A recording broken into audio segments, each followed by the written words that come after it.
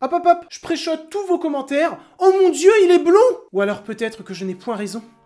Peut-être que vous n'en avez rien à foutre. Ou pire, que vous trouvez ça laid. Bon, dans tous les cas, je comprends. Que vous en ayez rien à foutre ou que vous trouviez ça laid, chacun ses goûts. Non, en vrai, ça m'intéresse d'avoir votre avis en commentaire. Est-ce que vous aimez ou est-ce que vous aimez pas? C'est la première fois de ma vie que je me fais une teinture. De base, je devais me faire bleu, mais on m'a dit que ça allait virer au vert.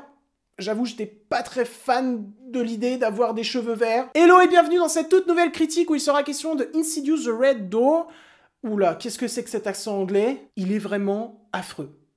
Il persiste à être affreux. Insidious the Red Door, qui est donc le 5e opus de cette saga que j'aime beaucoup, et je vous avais déjà un petit peu parlé de cette saga sur la chaîne, je sais pas si vous vous souvenez. L'année dernière, durant le mois d'Halloween, j'avais fait une petite critique sur Insidious 3. Voilà. Donc si ça vous intéresse, la vidéo est toujours disponible sur la chaîne, n'hésitez pas à aller la regarder. Si vous voulez mon avis bref et rapide sur chacun des opus, je trouve le 1 absolument formidable, c'est un chef-d'œuvre. Le 2, j'en suis pas très fan parce que il a tendance à expliquer tout ce qu'il n'y avait pas expliqué du premier film. Après, il y a des petites inspirations de Giallo que j'aime bien. Le 3 n'est absolument pas un grand film, mais il possède des tentatives très humbles et surtout très intéressantes. Et le 4... bah c'est très Osef, c'est vraiment très Osef. De toute manière, c'est pas le réalisateur de Escape Game, Escape Room, je sais plus comment ça s'appelle ces films de merde, mais fallait pas s'attendre à quelque chose de grandiose, quoi. Alors grosso modo, Insidious 5, on va dire Insidious 5, parce que j'en ai marre de répéter le titre complet avec cet accent anglais de merde. Dalton est désormais un jeune adulte, il s'apprête à faire des études en art, sauf que ça va pas très fort dans sa famille puisque son père et sa mère ont divorcé. Ça va pas très fort entre son père et lui puisque on leur a enlevé les souvenirs de ce qui s'était passé dans Insidious 1 et Insidious 2, et du coup les deux ont du mal à communiquer et ils flottent en permanence, quoi. Au moment où Josh accompagne son fils à son école d'art, ça va commencer à partir en couille à cause d'une fameuse porte rouge qui va réveiller des choses enfouies en eux, des choses vraiment pas très agréables. I feel like I'm getting closer to something. Or something's getting closer to me.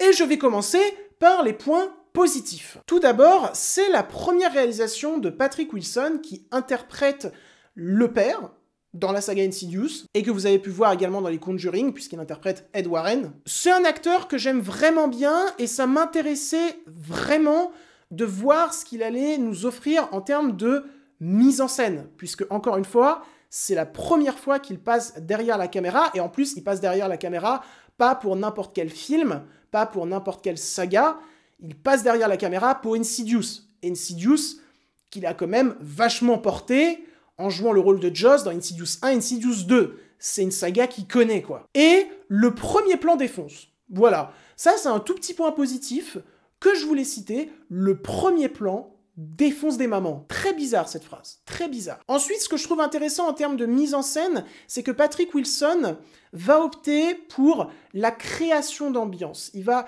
laisser ces ambiances se développer, évoluer. Il va pas opter pour des jumpscares à gogo. Et ça, je trouve ça intéressant. Il aime aussi particulièrement faire en sorte que la menace arrive de derrière, et arrive de derrière dans le flou de l'image. C'est une intention de réalisation qui n'est pas incroyable, mais je la trouve tout de même assez intéressante. Après, il y a également plein de problèmes en termes de mise en scène, mais ça, on en parlera dans la partie négative. Aussi, je dois dire que, en termes d'écriture, j'aime bien le développement du père, j'aime bien le développement de Dalton, et surtout, j'aime bien le développement entre eux. Ça fonctionne bien parce que c'est assez bien écrit, c'est assez touchant sans être non plus ultra tire-larme, donc c'est plutôt agréable, on se fout pas de ta gueule là-dessus. Après, il y a plein de défauts en termes d'écriture de personnages, et on va y venir dans très peu de temps, puisque je passe désormais dans la partie négative. Oui, déjà, vous l'avez compris, j'ai pas vraiment kiffé le film. De toute manière,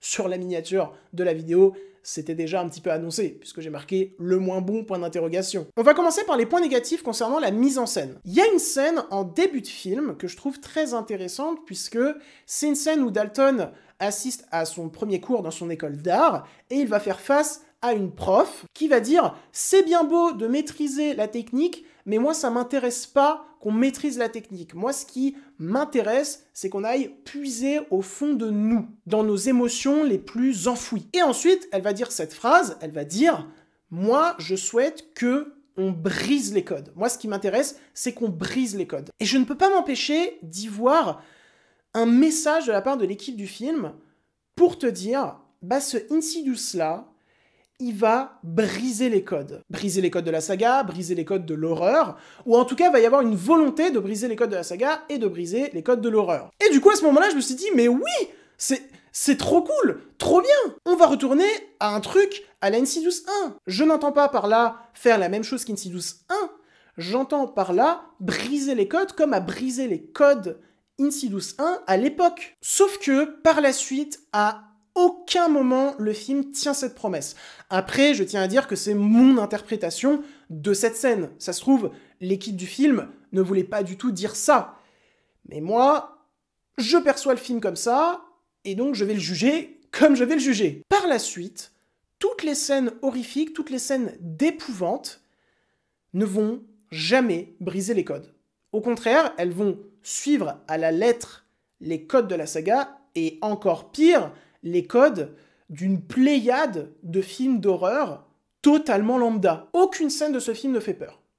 Aucune. Parce que tout est prévisible. Tu sens tous les jumpscares venir, vraiment à des kilomètres, mon gars. Et même si, comme je l'ai dit dans la partie positive, il y a une volonté de créer une ambiance avant de créer des jumpscares tout pétés, bah les jumpscares, quand ils sont là, ils sont tout pétés. Pour switcher sur l'écriture, même si je trouve la relation entre le père et le fils assez touchante, bah je peux pas m'empêcher de la trouver assez cliché. Comme la relation du fils avec sa coloc. Et Insidious de base, c'est tout sauf cliché. Insidious de base, c'est une nouveauté dans l'horreur qui fait un bien fou parce qu'elle est pas cliché, parce qu'elle brise les codes, justement.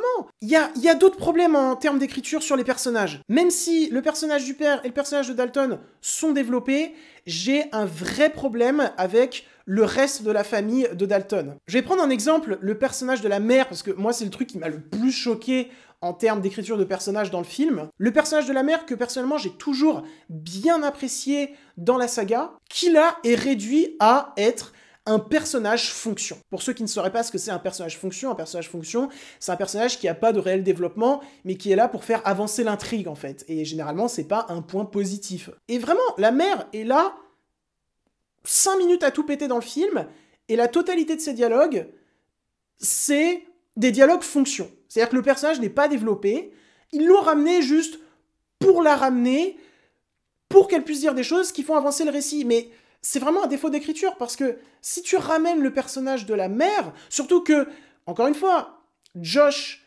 et sa femme ont divorcé. Donc ça aurait été super intéressant de traiter en profondeur ça. Parce que personnellement, moi, quand j'ai découvert Insidious 5, à aucun moment je me suis dit qu'ils avaient divorcé. Et à aucun moment j'avais prévu qu'ils allaient divorcer dans la saga. Donc ça aurait été super intéressant de traiter ça, mais c'est pas traité. C'est comme le personnage du frère de Dalton, qui lui pour le coup n'a jamais été vraiment très utile dans la saga. Mais à la rigueur, avant c'était pas trop un problème parce qu'il était là, il servait pas à grand chose, mais il était pas réduit à un personnage fonction. Là il est vraiment réduit à un personnage fonction. C'est-à-dire que Dalton l'appelle 3 fois au téléphone, et les 3 fois, le frère de Dalton fait avancer le récit. Mais à aucun moment il a un développement, hein. J'ai vraiment un gros problème avec le personnage du frère de Dalton et avec le personnage de la mère. Vraiment, je trouve que c'est un gâchis monumental de leur avoir donné ça à bouffer, en termes d'écriture, en termes de dialogue. Et puis il y a aussi, vu qu'on est dans une école américaine, il y a tout ce truc de les fêtes des fraternités dans les écoles américaines, et vraiment ça faisait longtemps que j'avais pas vu l'image de ce genre de fête être autant réduit à un cliché, mais vraiment un monumental cliché, quoi. Et puis surtout, là, ça va être, en termes d'écriture également, j'ai vraiment du mal avec le fait que, encore une fois, il y a cette scène qui t'annonce que on va briser les codes, mais la totalité du reste du film, en termes d'écriture, ne fait que rappeler tout le premier opus, Et ça me dérange, quoi. Ne serait-ce qu'au niveau de l'antagoniste. C'est le même que dans le premier opus. La fin du film, c'est pratiquement la même que la fin du premier opus. Et j'ai un vrai problème également avec le design de cet antagoniste, qui était vraiment, mais ultra flippant dans le premier opus. Je sais pas si vous vous rappelez de ce plan, voilà, ce plan qui s'affiche au montage. Bah, ce plan m'a traumatisé quand je l'avais vu la première fois. Et le design était trop stylé. Le design de l'antagoniste était trop stylé. Et le design de l'antagoniste, dans le 5e opus, je le trouve assez pété. De toute manière, fallait s'y attendre, puisque ils avaient déjà fait revenir cet antagoniste dans un plan de fin du 3e opus, et déjà le design avait pris un sacré coup dans la gueule, quoi. Ils vont même jusqu'à te faire rejouer la musique culte de Insidious 1. Vraiment, ce film est une incohérence. De la manière dont je le perçois, ce film est une incohérence. On va briser les codes. On va briser les codes. Non, on va pas briser les codes. Et encore pire que ça, on va faire exactement la même chose qu'avant. Enfin, pratiquement la même chose qu'avant. Bon, après, pour finir sur un point positif, je trouve que la totalité du casting s'en sort plutôt bien. Tout le monde se donne vraiment à fond.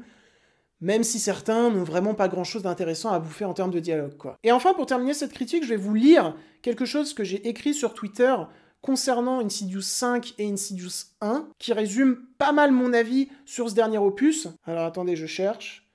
Je tweete beaucoup trop, donc pour vous, ça va durer 15 secondes. Pour moi, ça va durer 3000 ans.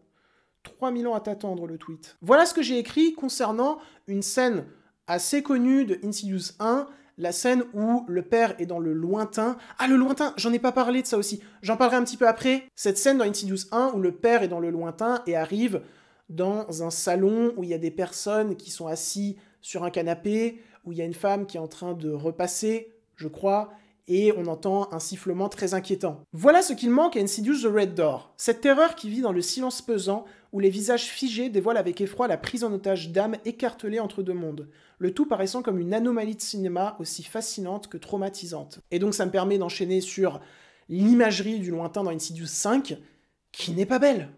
Mais de toute manière, l'évolution de l'imagerie du lointain dans Insidious, je ne la comprends pas. On est passé d'un truc assez verdâtre, vraiment dérangeant, flippant, à une couleur bleue limite rassurante.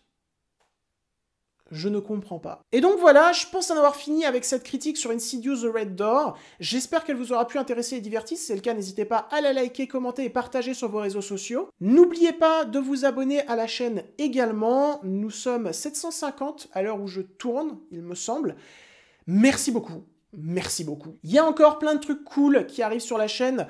J'en profite de cette critique sur un film d'horreur pour vous rappeler que en octobre, il y aura le mois Halloween 2. Pour ceux qui ne sauraient pas ce que c'est, j'en ai fait un l'année dernière. En gros, c'était 2 vidéos par semaine avec des concepts différents, centrés sur des films d'horreur et des films d'épouvante. Des connus, des pas connus. Et décidément, en ce moment, on parle beaucoup de sagas créées par James Wan. La dernière vidéo, c'était sur Saw, celle-là, elle est sur Insidious. Alors la prochaine sera pas sur Conjuring, voilà, désolé. Sur ce, je m'en vais côtoyer d'autres univers.